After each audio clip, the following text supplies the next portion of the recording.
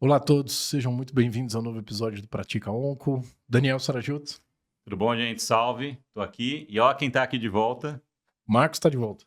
Pessoal, meus fãs estavam extremamente tristes pela minha falta no último episódio, né? Falaram que eu tava nem na Polícia Federal, isso é um absurdo. Eu Intriga só da fui oposição. intriga da oposição. Nunca nem passei na PF, espero que não passar. Pessoal, estou de volta para poder mais um caso interessante aí com a doutora Yara. Vai ser sensacional. Bom, pessoal, hoje a gente tem o prazer de receber aqui a doutora Yara Lustosa. A doutora Yara é uma oncologista clínica focada em tumores de cabeça e pescoço e gastrointestinal. Ela trabalha na clínica Oncovita e na Santa Casa de Campo Grande. A gente volta a Campo Grande, Marcos. De novo, um lugar lindo. Novamente. Yara, muito obrigado pelo aceite do nosso convite, minha amiga, e é um prazer estar com você aqui. Seja muito bem-vinda, viu? Eu que agradeço. Eu queria muito agradecer o convite de vocês. Para mim é uma honra estar aqui dividindo essa discussão com pessoas que eu tanto admiro. Muito feliz com o projeto de vocês. Acho que enriqueceu muito a comunidade médica. A ideia do Pratica Onco é realmente muito engrandecedora para os oncologistas. Muito bom. Yara, então vamos começar discutindo um caso. Hoje o tema vai ser cabeça e pescoço, Marcos e Daniel, que é um tema que a gente não abordou ainda, né? E a gente queria a expertise da Yara. Yara, fica à vontade. É todo teu aí, meu amigo. Fica à vontade. Segue por aí. Tá ótimo. Então, eu trouxe o caso para a gente de um paciente masculino, sem comorbidades prévias, não tabagista, não etilista, de 50 anos, tá? Que deu entrada no consultório com relato do aparecimento de uma lesão há mais ou menos cerca de 3 meses em topografia de base de língua do lado esquerdo. Isso foi em meados de março de 2021. A lesão media mais ou menos 5 centímetros, era friável, ulcerada, e na apresentação clínica, esse paciente já tinha linfonodos cervicais bilaterais até nível 2, medido mais ou menos o maior aí, 4,5 centímetros. Esse paciente vinha encaminhado do cirurgião de cabeça e pescoço, ele já tinha exames de estadiamento, ele chegou com PET no consultório, que mostrava captação na lesão primária e nos linfonodos cervicais, mas não tinha evidência de metástase à distância, nem tórax, nem abdômen. Então, foi feita uma biópsia dessa lesão da base da língua e realmente foi diagnosticado um carcinoma escamoso P16 positivo.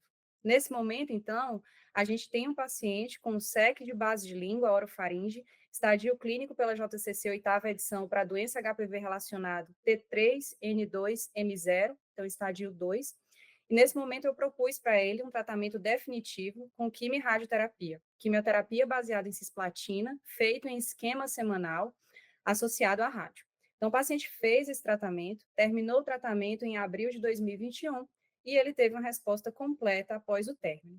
Entrou em segmento e mais ou menos 8 meses depois, isso foi final de 2021, em dezembro de 2021, ele apresentou nos exames de acompanhamento aparecimento de 5 nódulos no fígado, distribuídos difusamente, medindo entre 2 e 3 centímetros. Então, nesse momento, a gente biopsiou o fígado do paciente e confirmou se tratar de um carcinoma escamoso P16 positivo, então um quadro realmente compatível com a progressão de doença ali na região do fígado. Nesse momento, a gente testou o material da biópsia hepática com relação à expressão de PDL1 por CPS, e ele tinha um CPS de 5. Eu propus para esse paciente quimioterapia associado a pembro, aos moldes do Keynote 048. A gente fez cisplatina com 5-fluorouracil associada ao pembrolizumab. Ele iniciou o tratamento no início, mais ou menos, de 2023, e após 4 ciclos de quimioterapia, a gente já tinha as primeiras imagens de avaliação de resposta que mostrava que ele tinha uma resposta parcial. Nesse momento, eu optei por retirar a quimioterapia, porque o paciente já apresentava neutropenia grau 3, uma dinamia importante com a quimioterapia, e a quimioterapia foi suspensa. O paciente seguiu, então, com pembrolizumab isolado até março de 2024, que foi quando ele concluiu o tratamento, mantendo resposta completa. Ele teve em consulta, curiosamente, essa semana comigo, trazia exames de imagem recentes e, felizmente, o paciente se manteve ainda com a resposta completa sustentada. Então, é um caso muito feliz, né, que a gente tem com uma resposta tão boa num cenário de primeira linha que antes a gente não tinha algo tão bom para oferecer assim num cenário como esse. Esse é o caso que eu trouxe para a gente discutir. Qual foi o estudo que você se baseou para tratar esse paciente? A gente queria que você falasse um pouquinho do trial, por favor. Tá ótimo. Então, a gente se baseou, né, eu me baseei no Keynote 048. Keynote 048, ele é um estudo de fase 3, randomizado, open label, que envolveu cerca de 880 pacientes e foi publicado na Lancet Oncology em outubro de 2019. É importante a gente fazer um pequeno revisão do que a gente tem historicamente aqui. Então, para tratar esses pacientes com doença localmente avançada e ressecável, ou os pacientes de primeira linha, historicamente, com quimioterapia exclusiva, nós tínhamos sobrevidas globais medianas em torno de 7 meses, o que é algo muito ruim. Em 2008, nós tivemos a publicação do Extreme, que foi um estudo que incorporou o cetuximab ao backbone de quimioterapia baseado em platina, e nesse cenário nós saímos de 7 meses de sobrevida global para 10 meses e meio, mais ou menos. Isso foi uma melhora, mas não tem como negar que ainda era algo muito frustro, esses pacientes não batiam medianas de sobrevida que chegassem nem a algo em torno de 1 ano, né?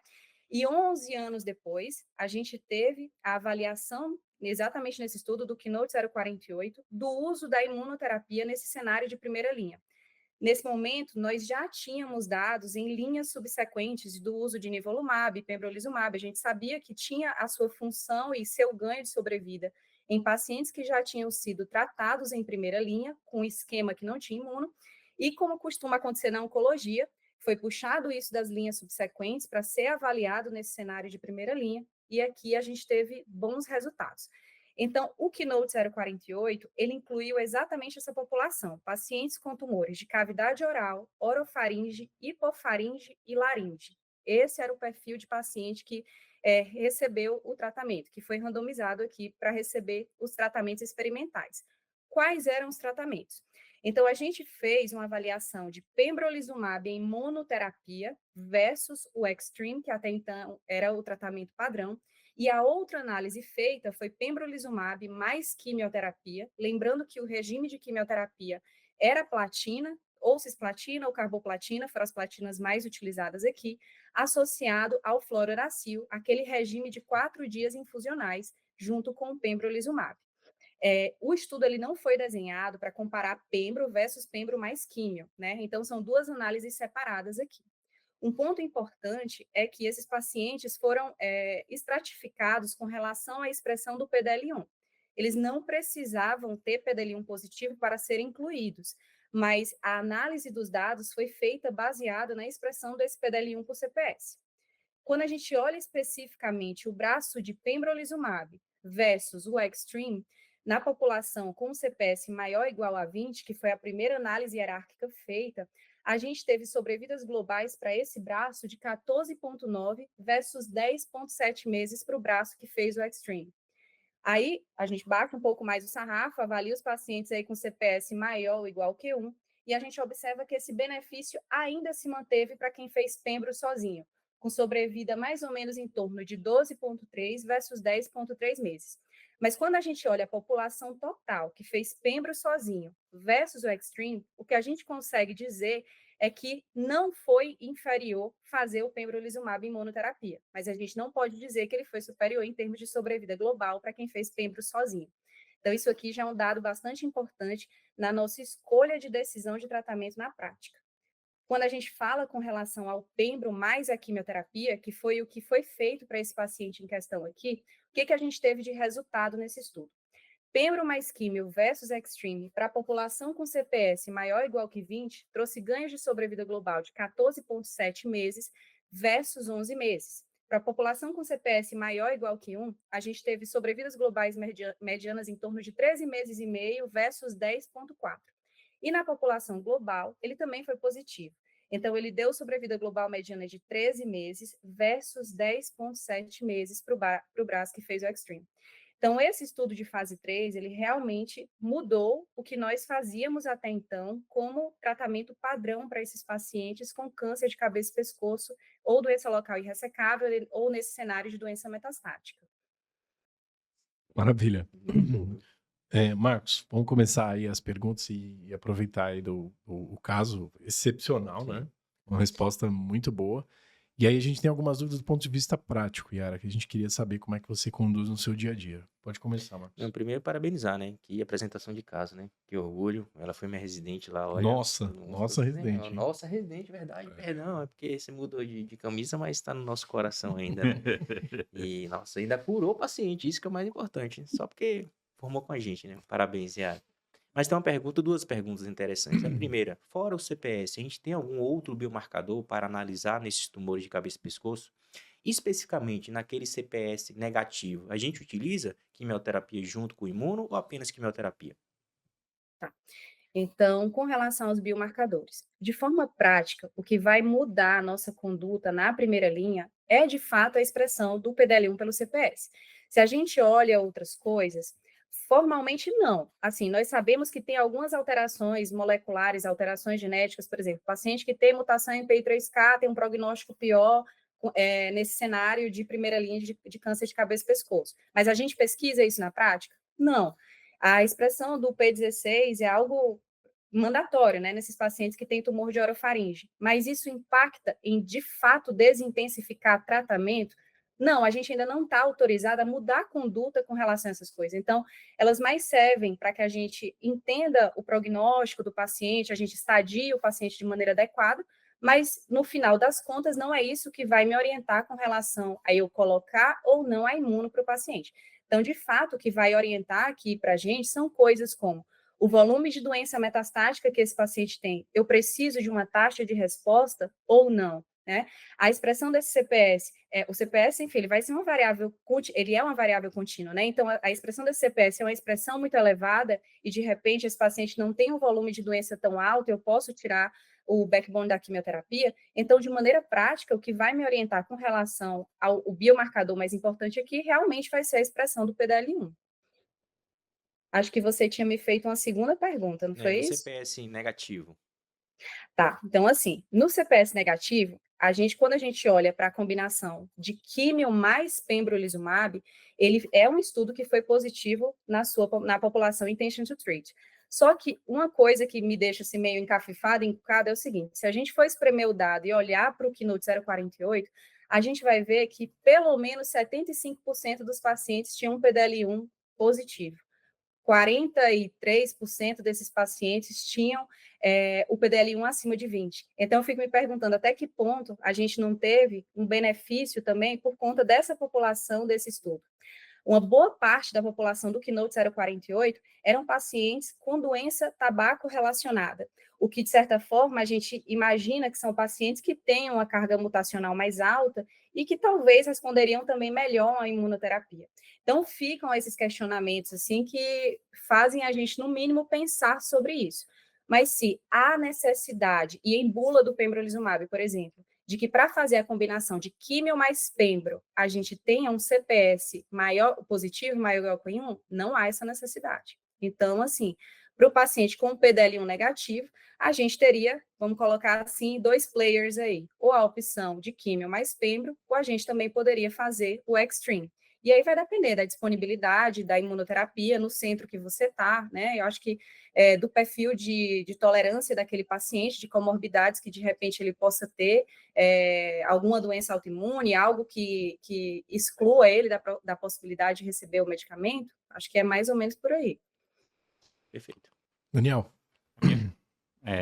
Parabéns, o caso sensacional. A gente que lembra como a gente tratava câncer de cabeça e pescoço, né? Quando a gente começou a nossa residência e ver um caso desse com resposta completa é impensável. Impensável, é verdade. Mas, Yara, uma dúvida que eu sempre tenho, né, quando chega um paciente, a gente sabe que tem vários perfis de paciente de câncer de cabeça e pescoço, né? Tem aquele paciente, às vezes, malnutrido, com antecedente grande de tabagismo, etilismo, tudo, que está bastante fragilizado, perdeu bastante peso. Tem aquele outro paciente que, às vezes, não tem nem história de tabagismo, etilismo, enfim, tem mais, talvez, relação com HPV. Então, tem um perfil grande de pacientes que chegam para a gente, às vezes, com câncer de cabeça e pescoço. Quando que você olha e fala, esse paciente, do ponto de vista bem prático, seguindo nosso Pratica Onco aqui, quando você olha e fala, eu vou e tem um pouco, obviamente, a ver com o que o Marcos fez de pergunta para você, com o biomarcador, mas quando você olha e fala, vou só para imunoterapia, pembro monodroga, ou vou associar a quimioterapia à imuno? Eu acho que eu só estaria segura para fazer o pembrolizumab em monoterapia isolado, num paciente, assim, na prática, realmente, em um paciente que tem um CPS mais alto. E aqui o CPS mais alto que eu estou colocando é um CPS maior ou igual que 20.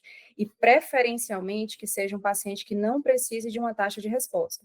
Porque se a gente vai diante de um paciente que ele até tem um CPS acima de 20, digamos aí, um paciente tem um CPS de 30, 40, mas que eu tenha um volume de doença metastática alto, eu acho que ainda nesse cenário, na nossa prática, esse não seria o paciente ideal para que a gente fornecesse pembrolizumab em imunoterapia. Porque da prática, né, e a gente observa quando a gente olha para a cauda da curva, que realmente a imunoterapia é um tratamento que ele tende a levar um tempo maior para dar uma resposta para a gente. Então, na prática, eu guardaria pembrolizumab em imunoterapia ou para pacientes que tivessem um baixo volume de doença e um CPS mais elevado, ou um paciente que tenha CPS positivo e que realmente seja contraindicado para ele uma quimioterapia. Então, vamos colocar assim: é muito comum, às vezes, esses pacientes serem pacientes com alguma doença renal crônica, que já complica para a gente usar platina para ele, pacientes idosos, debilitados, que realmente, às vezes, mesmo uma quimioterapia adaptada em esquemas semanais de carbotaxol semanal, às vezes ainda assim é difícil a gente fazer para o paciente, então eu guardaria para uma situação como essa. Maravilha. Ô, Yara, a minha pergunta para você é mais do ponto de vista prático em relação a como que você maneja aí a quimioterapia, né? Então, você mesmo disse que o paciente teve alguns efeitos adversos relacionados ao tratamento. Como é que você lida aí? Como é que é a sua rotina desse esquema de combinação? Como é que é o seu suporte para o paciente aí? Tá.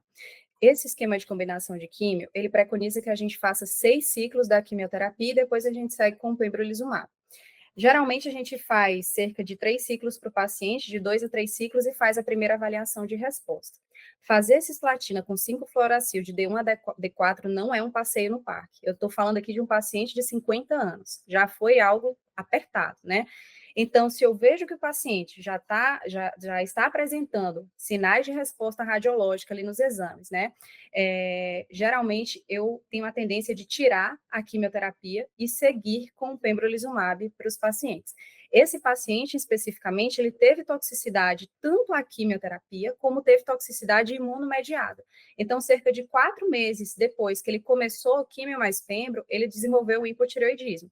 Eu entrei com a levotiroxina, é importante a gente reforçar que nesses casos não é necessário parar, suspender, descontinuar o tratamento, a gente apenas, né, faz a correção da função tireoidiana do paciente, mas geralmente eu tenho aí a depender principalmente do que eu espero, de qual é a minha expectativa naquele tratamento. Então, poxa, o paciente tem um CPS bastante alto, por qualquer motivo, eu precisava de uma taxa de resposta, eu entrei com químio mais pembro, mas eu vejo que já está ficando complicado para aquele paciente, eu tenho a tendência de parar, fazer ali aqueles 3, 4 ciclos iniciais de quimioterapia e tirar antes dos 6 ciclos, que é o que a gente vê no estudo. Outra coisa muito importante é que esse paciente eu tratei ele no começo de 2022. No final de 2022, teve a apresentação de um trabalho oral na ESMO, que foi o Keynote B10, e a gente já teve a publicação desses dados agora no ano passado, em 2024, que é um estudo de fase 4, que veio para comprovar algo que a gente já fazia na prática, que é substituir a cisplatina com 5-fluoruracil, que é esse tratamento que a gente conversou aqui do Keynote 048, por platina mais o Taxol, o nosso bom e velho carbotaxol associado a pembrolizumab. E os dados desse estudo foram muito interessantes, porque nós vimos que a eficácia foi mantida, era algo que na prática médica já era observado, associado a taxas de resposta, inclusive melhores do que as taxas de resposta do estudo do Keynote 048. Então, na prática, hoje, não tem a necessidade da gente passar catéter no paciente para que ele receba esse esquema do Keynote 048 com o 5-FU infusional. Na prática, realmente, a gente tem essa tendência de fazer o carbotaxol associado ao pembrolizumab. Lembrando que, inclusive, em muitos centros do Brasil, principalmente às vezes no SUS, não vai ter infusor para o paciente levar para casa. O paciente precisaria ficar 4 dias internado se a gente for fazer conforme manda o protocolo do estudo do Keynote 048, que é algo inviável em muitas realidades. Então, assim, tanto no privado como no SUS, existe essa tendência já há algum tempo da gente substituir o backbone da quimioterapia pelo carbotaxol. Excelente. Muito bom. Yara, primeiro eu queria te agradecer por ter nos mostrado esse caso Você colocou bem na prática o que realmente é, né? Tratar um paciente de cabeça e pescoço no cenário metastático, primeira linha. E para a gente manter a tradição, a gente queria que você passasse aí o seu contato, onde que as pessoas podem te procurar aí em Campo Grande. E te agradecer mais uma vez pela presença. Eu que agradeço, assim, foi com muita felicidade que eu participei, como eu repito, né, reitero, admiro demais vocês e acho que o projeto está muito lindo. Assim, eu assisti, já dei uma maratonada nos episódios, eu achei sensacional. E o meu contato eu deixo aqui, né, eu atendo na Clínica Oncovita, na Santa Casa de Campo Grande, o meu Instagram é yara.lustosaonco, né, estou postando aí uma coisinha ou outra de oncologia, e fico à disposição, quem precisar entrar em contato, quiser trocar uma ideia, pode chamar que a gente conversa. Maravilha. Eu tenho visto suas postagens muito boas. Dominando Campo Grande, né? Dominando Campo Essa Grande. nossa amiga aí. Bom, queria agradecer, Daniel. Desculpa. Uma vez eu escutei o Marcos e eu repito para os meus residentes aqui. Uma vez ele virou para mim no R3 e falou assim: Yara, com grandes poderes vem grandes responsabilidades. O Peter Parker, né, o Homem-Aranha, ouviu isso do tio dele, eu tive que ouvir isso do Marcos no meu R3. Então, levei isso adiante. Isso é, né? O Marcos é o rei das frases. das frases. E o pior é que ela tem, sofre. ela tem poder e tem dinheiro agora, né? Então tá bom. Gostei que ela falou de maratonar, eu tô pensando em breve nós estaremos na Netflix, pelo que isso aí. Vamos ver. Os vídeos mais vistos do Brasil, vamos estar nós.